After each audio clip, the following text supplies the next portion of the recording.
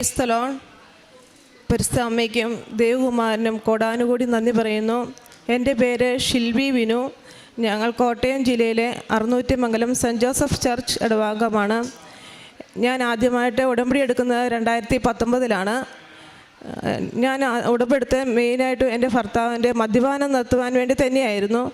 ഞാൻ എപ്പോഴും പ്രാർത്ഥിക്കുമായിരുന്നു മദ്യപാനം നിർത്തുവാൻ വേണ്ടി.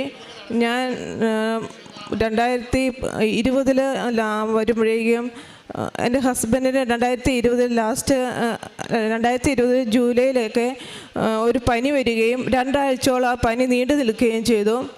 അതിൻ്റെ ഫലമായി ഞങ്ങൾ ഹോസ്പിറ്റലിൽ കാണിച്ചപ്പോൾ ഡോക്ടർ പറഞ്ഞു ഒരു കാർഡിയോളജിസ്റ്റിനെ കാണിക്കണം, സ്കാനിങ് ചെയ്യണമെന്ന് പറഞ്ഞു. ECG എക്കോയൊക്കെ നോക്കി. അന്നത്തേക്കാണ് അറിയുന്നത് ഹസ്ബൻഡിന് വാൽവിന് ലീക്കാണെന്ന്. അപ്പോൾ ഡോക്ടർ പറഞ്ഞു കാരിത്താസിലോ ഏതെങ്കിലും നല്ല ഫെസിലിറ്റി ഉള്ള ഹോസ്പിറ്റലിൽ എവിടെയെങ്കിലും കാണിക്കണമെന്ന് പറഞ്ഞു. ഞങ്ങളെ കാർഡിയോളജി സർജനെ കാണിക്കുകയും ഡോക്ടർ സർട്ടിഫിക്കറ്റൊക്കെ നോക്കിയപ്പോൾ ഡോക്ടർ പറഞ്ഞു എത്രയും പെട്ടെന്ന് തന്നെ സർജറി ചെയ്യണം എന്നാണ് പറഞ്ഞത്. ഞങ്ങൾ സാമ്പത്തികമായി വളരെ ബുദ്ധിമുട്ടിലായിരുന്നു. അതുകൊണ്ട് ഞങ്ങൾക്ക് സർജറിയെക്കുറിച്ച് ചിന്തിക്കാൻ പോലും പറ്റുന്നില്ലായിരുന്നു. എങ്കിലും ഞങ്ങൾ എല്ലാ ദിവസവും ഉടമ്പടി നേർച്ച വസ്തുക്കൾ ഉപയോഗിച്ച് തൈലവും പരിശുദ്ധ മാതാവിൻ്റെ കാശുരവും കയ്യിൽ നെഞ്ചത്ത് വെച്ച് പ്രാർത്ഥിക്കുമായിരുന്നു. അങ്ങനെ പ്രാർത്ഥിച്ചുകൊണ്ടിരുന്നതിൻ്റെ ഫലമായിട്ട് 2022 ലാസ്റ്റോടുകൂടി ഞങ്ങൾ ഹോസ്പിറ്റലിൽ അഡ്മിറ്റായി. അപ്പോൾ ഡോക്ടർ അന്ന് കൊറോണ കൂടിയിരിക്കുന്ന സമയമായതുകൊണ്ട് ഡോക്ടർ പറഞ്ഞു ഇപ്പോൾ നമുക്ക് തൽക്കാലം ഉടനെ സർജറി വേണ്ട, കുറച്ച് വെയിറ്റ് ചെയ്യാമെന്ന് പറഞ്ഞു. അങ്ങനെ ഞങ്ങൾ വീട്ടിലോട്ട് തിരിച്ചു പോകുന്നു. 2021 ജൂലൈ ഒക്കെ ആയപ്പം ഞങ്ങൾ വീണ്ടും ഹോസ്പിറ്റലിൽ അഡ്മിറ്റായി. അപ്പോൾ ഡോക്ടർ പറഞ്ഞ എന്തെങ്കിലും ബുദ്ധിമുട്ടുണ്ടെങ്കിൽ വന്നാൽ മതിയെന്ന് പറഞ്ഞായിരുന്നു. അങ്ങനെ ആയിരിക്കാലും ഹോസ്പിറ്റലിൽ അഡ്മിറ്റായി. അവിടെ വെച്ച് ഡോക്ടർ പറഞ്ഞ ആൻജിയോഗ്രാം ചെയ്യണമെന്ന് പറഞ്ഞായിരുന്നു. അപ്പോൾ ആ ആൻജിയോഗ്രാമിൽ എന്തെങ്കിലും ബ്ലോക്ക് ഉണ്ടോ എന്ന് നോക്കാൻ വേണ്ടിയാണ് ചെയ്തത്. പക്ഷേ അന്ന് ഞങ്ങൾക്ക് വളരെ വിഷമമായിരുന്നു. ദൈവമേ അങ്ങനെയൊന്നും ഉണ്ടാകരുതെന്ന് മുട്ടിപ്പായി പ്രാർത്ഥിച്ചു. അന്ന് നേർച്ച വസ്തുക്കളായി തൈലവും ഉപ്പും എല്ലാം തൂത്തും പ്രാർത്ഥിച്ചുകൊണ്ടാണ് ഞങ്ങളിവിടെ പോയത്. ആ ആൻജിയോഗ്രാം ചെയ്തതിനകത്ത് മറ്റു ബുദ്ധിമുട്ടുകളൊന്നും ഉണ്ടായിരുന്നു. കുഴപ്പമൊന്നുമില്ല, പേടിക്കേണ്ടെന്നാണ് ഡോക്ടർ പറഞ്ഞത്. അതുപോലെ തന്നെ 2021 ഒക്ടോബറിൽ ഞങ്ങൾ ഹോസ്പിറ്റലിൽ അഡ്മിറ്റായി. അപ്പോൾ ഡോക്ടർ പറഞ്ഞു സർജറി ചെയ്യുമ്പോൾ മാത്രമേ അറിയത്തുള്ളൂ എത്രമാത്രം ബ്ലോക്ക് ഉണ്ട്, ലീക്ക് ഉണ്ടെന്നുള്ള കാര്യം. അത് സർജറിയുടെ സമയത്ത് ലീക്ക് കൂടുതലായിട്ടുണ്ടെങ്കിൽ റിപ്പയറിങ് ചെയ്യാമെന്നാണ് പറഞ്ഞിരുന്നത്. ലീക്ക് കൂടുതലായിട്ടുണ്ടെങ്കിൽ റിപ്പയറിങ് ചെയ്യാൻ പറ്റത്തില്ല, മാറ്റി വെക്കുക തന്നെ ചെയ്യണമെന്ന് പറഞ്ഞു. അങ്ങനെ ആ സർജറിയുടെ സമയത്ത് ഞാൻ മുട്ടിപ്പായി പ്രാർത്ഥിച്ചു. ഞാൻ മാത്രമേ ഹോസ്പിറ്റലിൽ ഉണ്ടായിരുന്നുള്ളൂ. ആ സമയങ്ങളിൽ ആർക്കും കൂടെ നിൽക്കാനൊന്നും സാധിക്കുന്ന ഒരു സമയമായിരുന്നില്ല. മാതാവിൻ്റെ പ്രത്യേക അനുഗ്രഹം ഉണ്ടായിരുന്നതുകൊണ്ട് മാത്രം എനിക്കവിടെ പിടിച്ചു നിൽക്കാനും പ്രത്യേക ഒരു ധൈര്യവും തോന്നി. മാതാവിനെ അനുഗ്രഹിച്ചു. ഓപ്പറേഷൻ ഒരു കുഴപ്പവും കൂടാതെ എല്ലാം ഭംഗിയായി നടന്നു. മറ്റ് ലീക്കേജ് കാര്യങ്ങളൊന്നും കൂടുതലായിട്ടുണ്ടായിരുന്നില്ല. അതുകൊണ്ട് നന്നായി ഭംഗിയായി നടന്നു. അതുപോലെ എൻ്റെ മോൾക്ക് 10ാം ക്ലാസ്സിൽ കൊറോണ സമയമായിരുന്നു. അന്നേരം എക്സാമിന് നല്ല പാടുമായിരുന്നു. അപ്പോൾ ഞാൻ പ്രത്യേകം മാതാവിൻ്റെ കാശുരൊക്കെ കൈ കൊടുത്ത് തൈല തൊട്ട് പ്രാർത്ഥിച്ചതിൻ്റെ ഫലമായി മോൾക്ക് എക്സാമിൻ്റെ റിസൾട്ട് വന്നപ്പോൾ എല്ലാം ഫുൾ A+ഓടുകൂടി നല്ല മാർക്കോടുകൂടി പാസ്സാകാൻ സാധിച്ചു. അതുപോലെ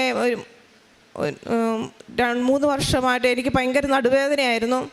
നടുവേദന കാണാൻ എനിക്കൊന്ന് കുനിഞ്ഞ് നിൽക്കാനോ മുട്ടുകുത്താനോ പള്ളിയിൽ പോലെ ഫുൾ ടൈം തന്നെ ഇരിക്കുമായിരുന്നു. എനിക്ക് നിന്ന് നിൽക്കാൻ പോലും സാധിക്കുകയില്ലായിരുന്നു. അതുപോലുള്ള പെയിനായിരുന്നു. ഞങ്ങൾ ഒത്തിരി ഹോസ്പിറ്റലിലൊക്കെ കാണിച്ചു, MRI ചെയ്ത് നോക്കി. അന്നേരം ഡോക്ടർ പറഞ്ഞു L4 L5 തള്ളൽ വന്നിട്ട് കാലിലോട്ടുള്ള ഞരമ്പുകളെല്ലാം ബ്ലോക്ക് ആവുകയാണ്. അതുകൊണ്ട് ഇനി കുറച്ച് നാൾ മരുന്ന് കഴിക്കുക, എന്നിട്ട് കുറവില്ലെങ്കിൽ ഹീഹോൾ സർജറി ചെയ്യണം എന്നാണ് പറഞ്ഞത്. വളരെ വിഷമമായിരുന്നു. കാരണം കയ്യിൽ പൈസയില്ല. ഹസ്ബൻഡിൻ്റെ സർജറി കഴിഞ്ഞു. ആ സർജറിയുടെ സമയത്താണെങ്കിലും പൈസ ഒന്നും ഇല്ലായിരുന്നു. ഒത്തിരി പേരുടെ സഹായത്തോടെ മാതാവിൻ്റെ പ്രത്യേക അനുഗ്രഹം ഉള്ളതുകൊണ്ട് മാത്രമാണ് ഞങ്ങൾക്ക് ആ സർജറി ചെയ്യാൻ സാധിച്ചത്. എനിക്ക് ഹസ്ബൻഡ് സർജറിയൊക്കെ കഴിഞ്ഞ് വന്നപ്പോഴേക്കും എൻ്റെ ഉടമ്പടി പത്രം എവിടെ പോയിന്ന് എനിക്കറിയത്തില്ല, കണ്ടില്ല. ഞാൻ ഒത്തിരി തപ്പി പ്രാർത്ഥിച്ചു. എന്നിട്ട് എവിടെയാണെന്ന് എനിക്ക് മനസ്സിലായില്ല. അങ്ങനെ ഇരുന്ന് വിഷമിച്ചോടി ഇരുന്നപ്പോഴേക്കും ഹസ്ബൻഡിൻ്റെ സർജറിയൊക്കെ കഴിഞ്ഞ് ഞാൻ അവസാനം മാതാവിൻ്റെ അടുത്ത് വന്ന് കണ്ടപ്പോൾ ഞാൻ മാതാവിനോട് പറഞ്ഞു, മാതാവേ ഒരു പ്രാവശ്യമെങ്കിലും എൻ്റെ ഹസ്ബൻഡിനെ ഇവിടെ നിന്ന് കൊണ്ടുവരാൻ എനിക്ക് സാധിക്കണം. ഹസ്ബൻഡിനൊട്ടും വിശ്വാസമില്ല, പ്രാർത്ഥനയൊന്നും ഇല്ലായിരുന്നു. അങ്ങനെ ഞാൻ അവിടുന്ന് പ്രാർത്ഥിച്ചതിൻ്റെ ഫലമായി ഹസ്ബൻഡിന് ഇവിടെ വരുവാനും സർജറി കഴിഞ്ഞ് ഇവിടെ വരാനും സാധിച്ചു. അന്ന് ഞങ്ങൾ വെറുതെ വന്ന് പ്രാർത്ഥിച്ച് പോകാൻ വേണ്ടി വന്നതാണ്. വന്നപ്പോഴേക്കും മാതാവ് ഉടമ്പടി എടുക്കാൻ തന്നെ അനുഗ്രഹിച്ചു. അന്ന് തൊട്ട് ഇന്ന് വരെ ഞങ്ങൾ വിശ്വാസ ജീവിതത്തിലും ഉടമ്പടി ജീവിതത്തിലും തന്നെയാണ് മുന്നോട്ട് പോകുന്നത്. എൻ്റെ പത്രം കാണാൻ പോയപ്പോഴും ഞങ്ങൾ ഉടമ്പടി ജീവിതത്തിൽ തന്നെയായിരുന്നു. കഴിഞ്ഞ 2 മാസം മുമ്പ് എനിക്ക് എൻ്റെ പത്രം കയ്യിൽ കിട്ടുകയും എൻ്റെ നടുവിൻ്റെ വേദനയ്ക്ക് വേണ്ടി ഞാൻ ഒത്തിരി ഡോക്ടറിനെ കണ്ട് മരുന്നൊക്കെ കഴിച്ചു. പെറ്റ് സ്കാൻ വരെ ചെയ്തതാണ്. അന്നേരം എനിക്കൊരു വ്യത്യാസമില്ലായിരുന്നു. എന്താണെന്ന് പെറ്റ് സ്കാൻ ചെയ്യാൻ പോയപ്പോൾ എനിക്ക് ഭയങ്കര ടെൻഷനായിരുന്നു. കാരണം ഞാൻ അവിടെ ചെന്ന് നിന്നപ്പം അവിടെയുള്ള എല്ലാ പേഷ്യൻസും ക്യാൻസർ രോഗികളായിരുന്നു. എൻ്റെ മാതാവേ, എനിക്കിനി ക്യാൻസർ ആണോ എന്നോർത്ത് ഞാൻ വളരെ വിഷമിച്ചു പോയി. ഞാൻ അന്ന് പോയപ്പോഴെല്ലാം മാതാവിൻ്റെ കാശുരൂപം കൈ പിടിച്ചുകൊണ്ട് മാതാവിൻ്റെ ജപമാല ചൊല്ലി തൈലും പുരട്ടിക്കൊണ്ട് തന്നെയാണ് ഞാൻ അവിടെ പോയതെന്ന് പ്രാർത്ഥിച്ചത്. പക്ഷേ പെറ്റ് സ്കാനിൽ എനിക്ക് ഒരു കുഴപ്പമില്ലായിരുന്നു. എല്ലാം നോർമലായിരുന്നു എൻ്റെ. പിന്നെ ഞാൻ മരുന്നുകളിങ്ങനെ തുടർന്ന് കഴിച്ചുകൊണ്ട് തന്നെ ഇരുന്നു. ഞാൻ ഉടമ്പടി എടുത്തതിന് ശേഷം ഞാൻ മരുന്നുകളെല്ലാം തന്നെ നിർത്തി. ഞാൻ ഇപ്പോൾ മാതാവിൻ്റെ തൈലവും ഇഞ്ചിരി ചൂപ്പും മാത്രമാണ് ഉപയോഗിക്കുന്നത്. അതിൻ്റെ ഫലമായി എനിക്ക് മുട്ടുകുത്താനും ഞാനിപ്പോൾ മുട്ടുകുത്താനും എനിക്ക് സാധിക്കുന്നുണ്ട്. അതിൽ കുനിയാനും മറ്റു ബുദ്ധിമുട്ടൊന്നുമില്ല. എനിക്ക് നടക്കുമ്പോൾ മാത്രം ഇച്ചിരി ബുദ്ധിമുട്ടുണ്ട്. അത് മാതാവ് മാറ്റി എന്നെ അൾത്താരയിൽ ഇനിയും സാക്ഷ്യം പറയാനായിട്ട് എന്നെ കൊണ്ടുവരുമെന്ന് ഞാൻ വിശ്വസിക്കുന്നു. പിന്നെ പ്രേക്ഷിത പ്രവർത്തനം എന്ന് പറഞ്ഞാൽ പത്രങ്ങൾ ഞങ്ങൾ എല്ലാ വീടുകളിലും കൊണ്ടുപോയി പ്രാർത്ഥനയോടുകൂടെ തന്നെ ഞാൻ മാതാവിനോട് കാര്യം ഇങ്ങനെ പറഞ്ഞു കൊടുക്കാറുണ്ട്.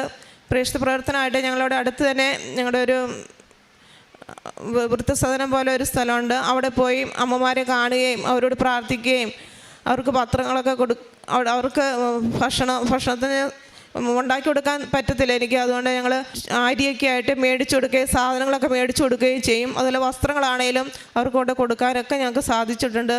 ഇത്രയും അനുഗ്രഹം തന്ന ദൈവമാതാവിനും തിരുക്കുമാരനും കൊടാനുകൂടി നന്ദി പറയുന്നു. വിശുദ്ധ യോഹന്നാൻ എഴുതിയ 1-ാം ലേഖനം 2-ാം അധ്യായം 17-ാം തിരുവചനം.